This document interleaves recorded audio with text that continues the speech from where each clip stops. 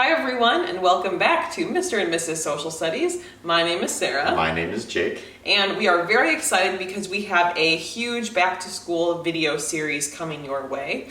We wanted to think about, from that new teacher perspective, or anyone who's still in the early phases of their teaching career, and exactly what do they need to have a successful year and get started properly. There's so many different stressors and new things you have to be aware of when you're just starting out, and so this video series is really going to go in a lot of depth about just basic setup, prepping your classroom, getting acclimated to the teaching materials and figuring out how you'll start with teaching, as well as other important topics such as classroom management. So I believe we have over 20 videos coming your way over the next couple months. So if you have not already, make sure you're subscribed so you don't miss out on any of our uploads.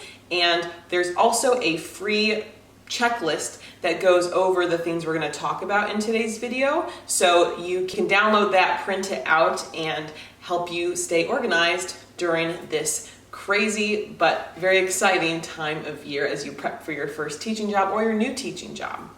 So we jump in? Let's do it. So the first thing that you're going to need to do is probably go to your school district's office, or perhaps if you're in a smaller district, the school that you're going to be teaching in.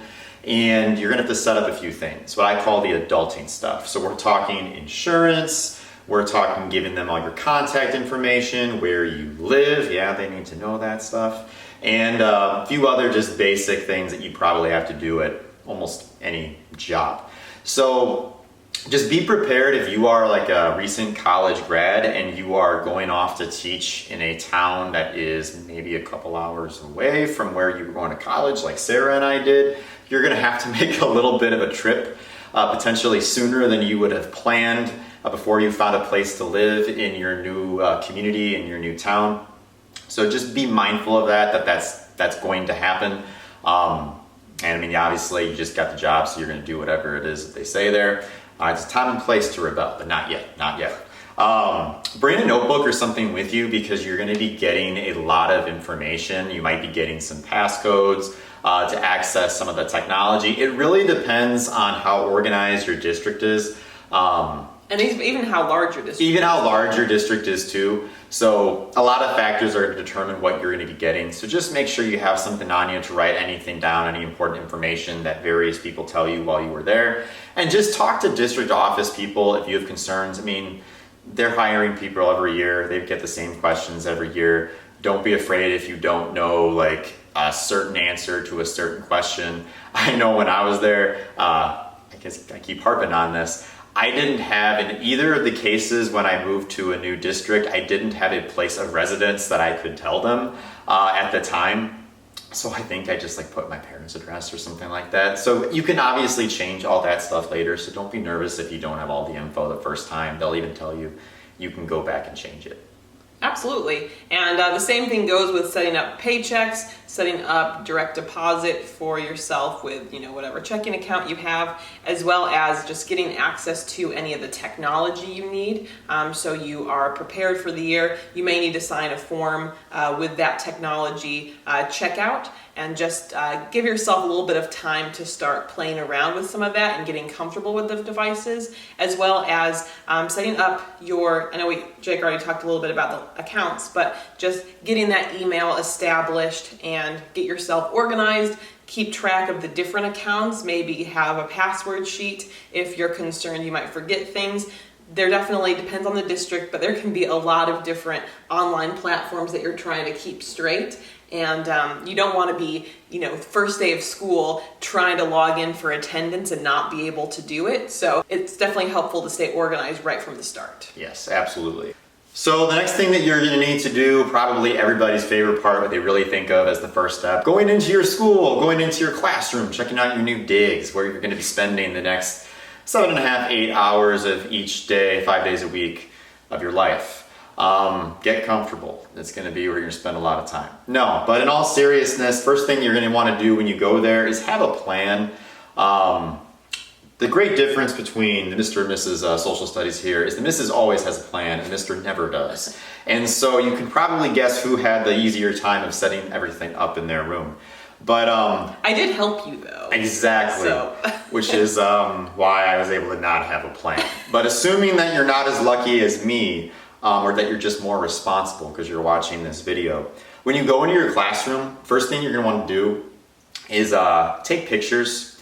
And if you really want to get into things, take measurements of like your wall space and such when you're there. Bulletin boards. Bulletin board, because you're going to be overwhelmed when you go. Well, maybe you won't be, but if you're like me, you'll be overwhelmed the first time that you go into your building and your school. So many ideas. You're just not going to remember everything that's there. So it's good just to have that reference, not only for like decorating your classroom, but also when we get into the part about seating charts and seating arrangements. Obviously, the dimensions in your room are going to have a big role in what kind of seating chart, what kind of seating arrangement you can or cannot have. It's also possible that the first time you see your room, you're not going to be able to stay for very long. Maybe if your admin is showing you the room. So take a few pictures in that case, just so you are starting to think about it. And even if it is just a quick search, make a quick note of general classroom layout in regards to tech. Like, is there a projector? What sorts of, like, where's the computer located? Where's your desk located? As well as general storage. So you can kind of get an understanding of, okay, so I have some storage along this wall. Maybe you've got some cabinets. And again, if it's a quick visit with the admin, you won't be able to do much, but just to start piecing things together and getting some ideas of where you're going to store different items. Once you have a bit more time in the space, you can take a closer look, for instance, at the storage and see how much open storage is there. Do you have to maybe declutter some of the stuff left from a previous teacher if it is not going to be valuable and you need the space, as well as see what potentially helpful supplies were left or determine what supplies you need to buy. I know when I got my first teaching job, the teacher before me had become the principal. He left all his basic classroom supplies, so I really had to buy nothing. The second teaching job I got several years later, the room was completely bare and I had to buy, a stapler and some of these other things for the first time because there was not one provided to me. So it's just going to depend upon your situation, but sort of audit that as you get set up.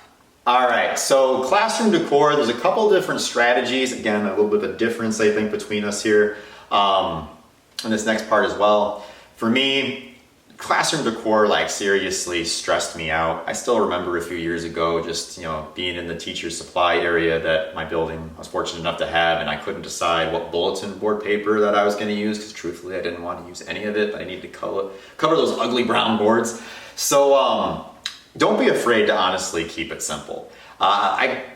We both have been in all kinds of different, obviously teachers' classrooms, our different coworkers in the different schools we've worked at, and there's not any one right way to do it. The good thing about middle school and high school is that there's not any near amount of pressure as an elementary school teacher to decorate your room over the top. Elementary school teachers, you are truly awesome and wonderful. I could never do that.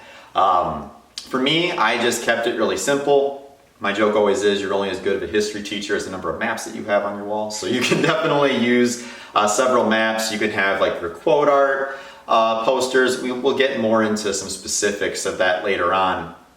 But you don't have to have a theme. But if you are a lot more creative than I am, then Sarah is going to talk to you about themes. Oh, well, that will be, we have a future videos about that specifically. But to build off of that, a lot of teachers make the mistake of spending so much effort and maybe money as well on setting up their classroom that they're not prepared in terms of actually having lessons ready to go that first week of school when the kids are there. And in our experience, it's more about the teaching than the setup. Of course, a cool room's very exciting, but pick a few key things that you can do and focus on those rather than feeling like you need to have this room have a complete transformation. So with that, we've got a variety of classroom printable posters and resources you can use. So you can feel free to check out the Mr. and Mrs. Social Studies store for that, but we'll have a separate video with more classroom decor tips. The other thing I'll say that's, I would think, just as important, maybe even more important than the decor, is organization in regards to classroom forms. It's easy to overlook some of these basic things, but A few helpful forms are going to keep you so much more organized and have a good system. For example, super basic, but do you have a class sign-out sheet ready? If a kid leaves, they got to write it down where they're going and the time so you can keep track of that. Maybe you've got that on a clipboard on the door. What about the passes that students are using when they're out elsewhere in the hall? Do you really want to write a pass every single time, or can you make some laminated versions that can be reused? What about a student behavior log so you can document different behavior issues, as well as parent contact logs so you can contact parents? When we have these forms set up for ourselves, it just eliminates the guesswork and helps you stay on top of things and not get to, a couple weeks into the school year and realize things are falling apart because you don't have a routine for it. So again, I will have our classroom forms resources linked so you can see exactly which forms you need. We also have a blog post about it as well. Moving on, let's get into preparing to teach. Some of the other components of getting yourself ready. We don't want to overlook that you'll need to prep or prepare your teacher wardrobe. You'll want to pay attention with whatever dress code policies your school has, as well as thinking for yourself what's comfortable since you're going to be teaching, you're going to be on your feet all day. And it does not mean go buy a brand new wardrobe. Use what you already have as well as supplement. We're a big fan of secondhand shopping when possible, and that can really keep costs down, especially on nicer pieces. And don't go overboard before the school year starts, because you'll want to kind of see how your style evolves and what feels comfortable to you while you're teaching as time goes on. And guys, I'll give you my secrets to how you can look like you're wearing something different every day with basically nothing. So that'll come into our next video.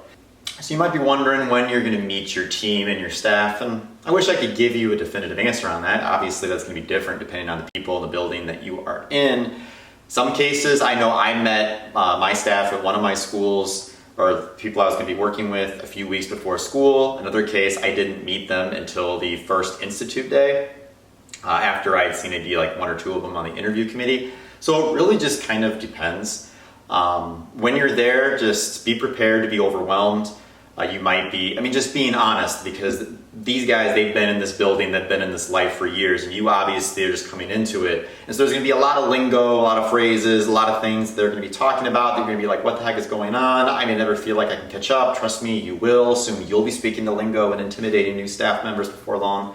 Okay, just kidding. You won't be really intimidating them, but you'll catch on. And just to add on to that, with this, you may be able to lean on these staff members a lot, and they'll be the people who you can ask questions to. Of course, I know not everyone has a team dynamic, and you might feel sort of alone, or maybe that you don't mesh well with your teammates. If that's the case, that's fine. But in that case, try to, reach out to others in the building and see if you can find even just one core person who you trust and who you connect with, because it's so helpful to have someone else who has your back, even if it's something random that comes up last minute, or you have a random question you don't want to necessarily ask admin or someone else. It's just so helpful to have someone you can count on, and it makes the school year feel less daunting. Well, next part here hits a little close to home, because this is an argument that we've had.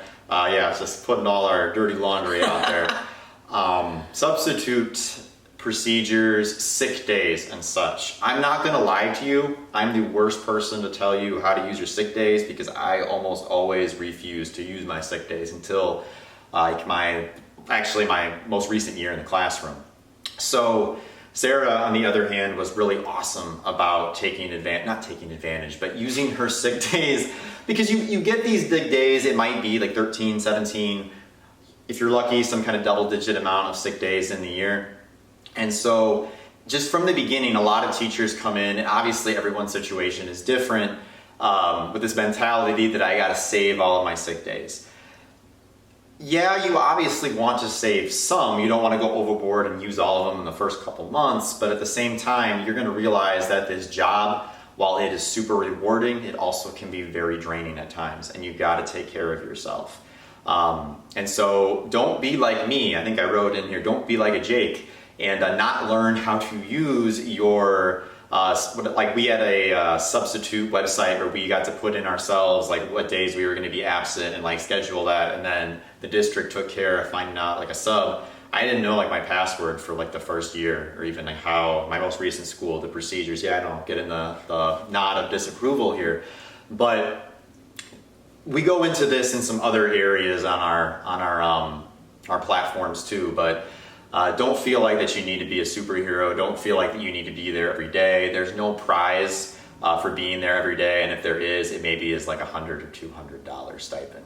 It's also very helpful to look over any provided materials from your district, such as your curriculum, maybe your textbook. And our next video we upload later this week is actually going to walk through some questions to ask or some things to look for when you're doing this, just to make sure you kind of know what you're going to be doing and the general pacing. It really does help to have a plan and to sort of get your feet wet with the content and start getting prepared a little bit from that perspective. And then once you've done that, there's a couple key materials that it can help to just get ready and get started with for the year. That includes creating your syllabus, setting up a welcome letter if that's something your school requires, or for parent contact just to introduce yourself a little bit, as well as establishing classroom procedures, getting your Google Classroom or whatever learning management system you're going to use set up, as well as any sort of meetings or preparation you need to do for IEPs or 504s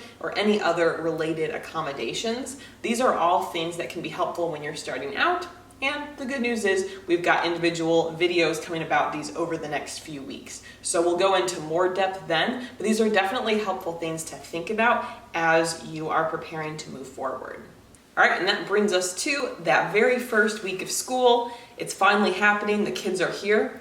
You want to make sure you have a plan for how you take attendance. You could, of course, just go through the list in a standard way, reading the names, having them tell you, corrections about how to say it, or if they go by a nickname. But also, there are other alternatives. I, for one, didn't want to do that just because growing up, I knew how it felt to have a name be butchered and just be dreading that. And I'm sure there are other students who maybe don't like that as well. So I actually had a get to know you activity kids would do. Well, I would walk around and talk to each student and ask them their name as well as nicknames just one-on-one.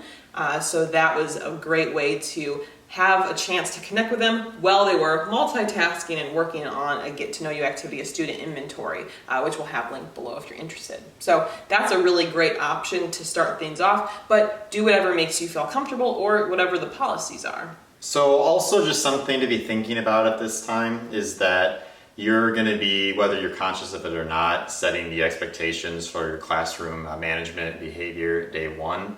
And so you're going to be getting a variety of obviously different students with different personalities.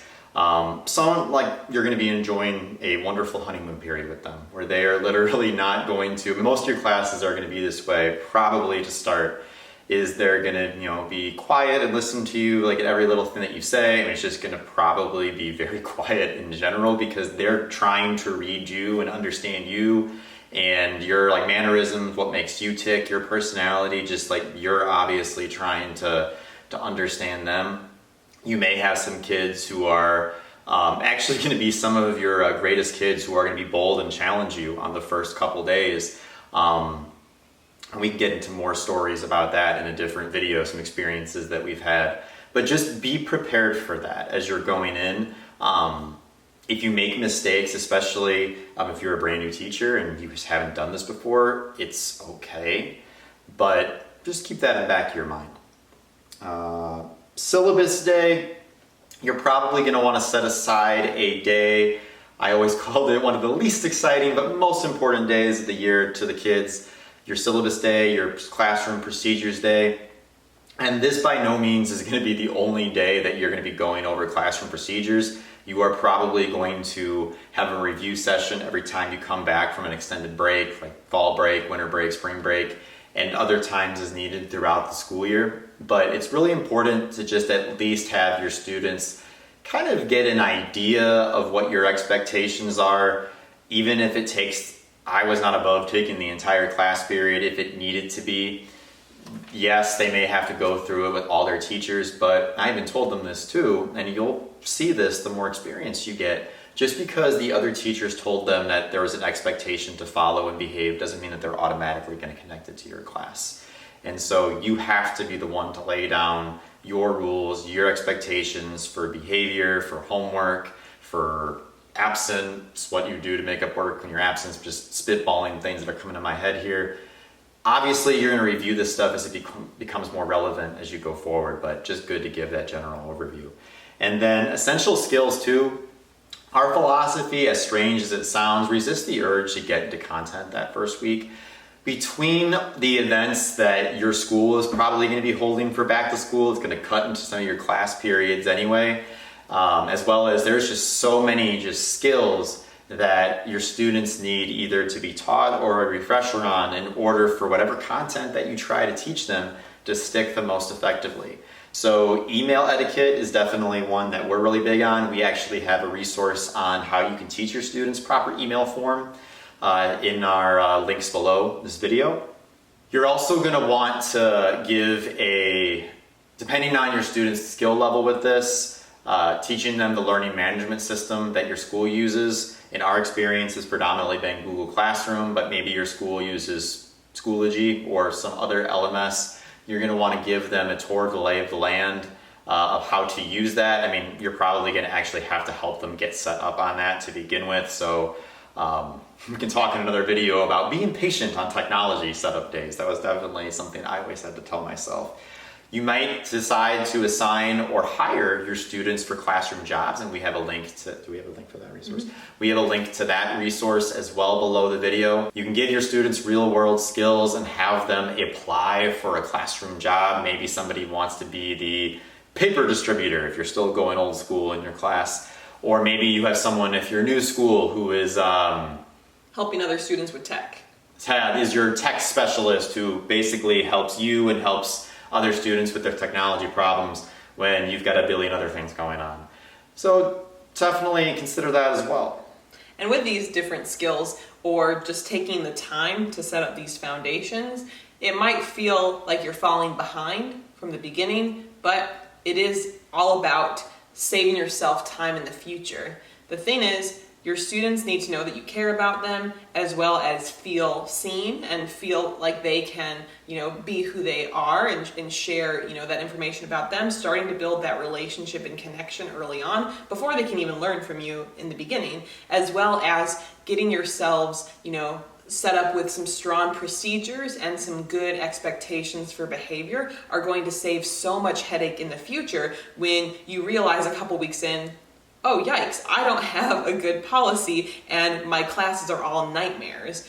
A little extra at the beginning will pay dividends throughout the rest of the year. Yes. Perfect. Well, thank you so much for checking out this video. Like we said before, you can get your free download of the new teacher checklist below. And literally over the next about 12 weeks or so, we have so many videos coming your way about many of the topics we addressed, so we can get into more specifics, practical how-tos, and just get you set up for success. So by the time the start of the school year rolls around, you are super prepared and ready to go. You'll be teaching the veterans. That's right. That's right. Yeah. Like we mentioned before, feel free to subscribe, which you can do right up here, and check out some of our other videos over here. We'll see you in the next one. Bye.